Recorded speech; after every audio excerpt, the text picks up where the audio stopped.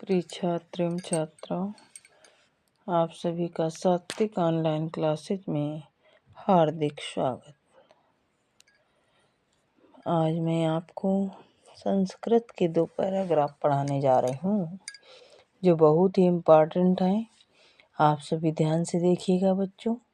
5 number का ये paragraph आता है जिसमें 2 नंबर का आपका संदर्भ होता है और 3 की व्याख्या होती है। जैसा कि आप देख रहे हैं 2 धन 3 बराबर 5, यानी 5 नंबर का ये आपका प्रश्न होता है। तो ध्यान से पढ़िएगा बच्चों। अब आप देखिएगा कि भारतीय जो लिखा हुआ है ईसा नगरी, तो ईसा नगरी में कौन सा पाठ आता है? वाराणसी नगरी। तो आप संदर्भ में लिखेंगे कि प्रस्तुत संस्कृत गद्य खंड हमारी हिंदी के संस्कृत खंड से लिया गया है और इस पाठ का नाम वाराणसी नगरी है, या ये है संस्कृत खंड वाराणसी नगरी नामक पाठ से अवतरित है। तो देखिएगा बच्चों, ऐसा नगरी भारतीय संस्कृते संस्कृत भाषायाश्च केंद्रस्थलम अस्ति। ये नगरी भारतीय संस्कृति और संस्कृत भाषा की केंद्र स्थली है।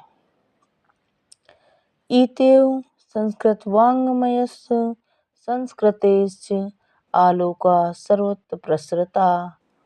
कहता है यहीं से संस्कृत साहित्य और संस्कृति का प्रकाश सभी जगह फैला। मुगल युवराजा दाराशिकोह अत्रागत। मुगल युवराज दाराशिकोह ने अत्रागत में यहाँ आकर भारतीय दर्शन शास्त्राणाम अध्ययनम अकरोत्। भारतीय दर्शन शास्त्रों का अध्ययन किया। सा तेषां ज्ञानेन तथा प्रभाविता अभवत्।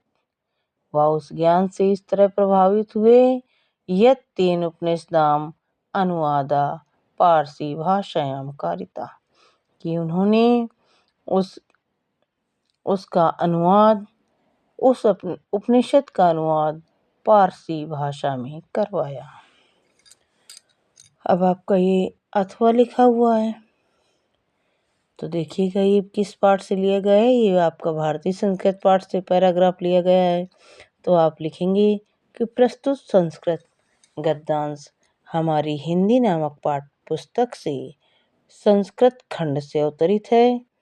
इस संस्कृत खंड से अवतरित है। इस पाठ का नाम भारतीय संस्कृति है। या आप भी लिख सकते हैं कि प्रस्तुत संस्कृत गद्य खंड भारतीय संस्कृत से अवतरित है, जो हमारी पाठ्य पुस्तक हिंदी नामक पाठ पुस्तक में सन्निहित है। ऐसा कर्मवीराणाम संस्कृति, ये कर्मवीरों की संस्कृति है। कुर्वन्ये कर्मणि जिजीविषेच्छेत् समः, कर्म करते हुए सैकड़ों वर्ष तक जीने की इच्छा करना चाहिए। इति अस्या उद्घोषा, ये इसका उद्घोष है। पूर्व कर्म तदंतर फलम, पहले कर्म तत्पश्चात फल, ये हमारी संस्कृति अस्माकं संस्कृते नियम, ये हमारी संस्कृति का नियम है। इदानीं यदा वयं राष्ट्रस्य नवनिर्माणे संलग्नाः स्मः निरन्तरं कर्म करणम् अस्माकं मुख्यं कर्तव्यम्।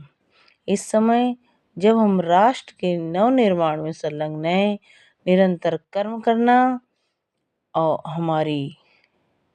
हमारा कहता है जब हम राष्ट्र के नवनिर्माण में संलग्न हैं तो निरंतर कर्म करना हमारा मुख्य कर्तव्य है।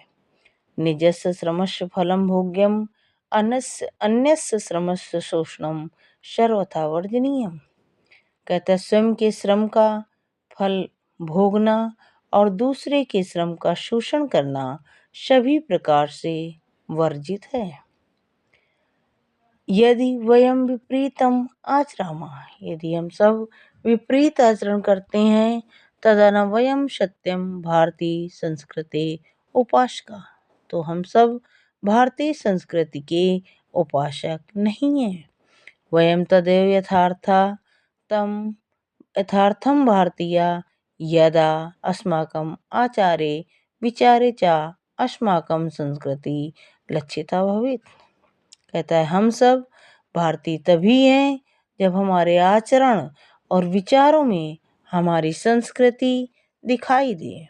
अभिलाषा वयम, हम सब चाहते हैं, यत की विश्वस्य अभ्युदयाय भारतीय संस्कृति, विश्व की उन्नति के लिए भारतीय संस्कृति का एक दिवसा संदेशा